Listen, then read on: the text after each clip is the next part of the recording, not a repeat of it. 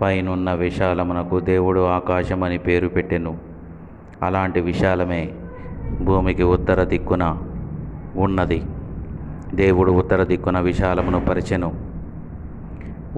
యెహెజ్కేలు గ్రంథము 1వ అధ్యాయం 4వ వచనం. ఉత్తర దిక్కున గొప్ప మేఘం గోళము వలె గుండ్రముగా ఉండి లోపలి తలము కాంతితో ఆవరించబడి ఉండెను. 22వ వచనం. జీవుల తలలపై ఆకాశమండలము వంటి విశాలత, అది తలతలలాడుతున్న స్ఫటికంతో సమానంగా ఉండెను.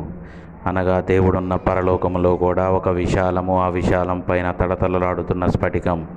ఇవి దేనిని సూచిస్తున్నాయి? కీర్తన 18:11. గుడారము వలె అంధకారమును తన చుట్టూ వ్యాపింపచేసెను. జలాంధకారము ఆకాశ మేఘములను తనకు మాటుగా చేసుకొనెను. ఆయన పాదముల క్రింద గాఢాంధకారము కమ్మి ఉండెను. యెహోవా ప్రళయ జలము మీద ఆసీనుడాయెను.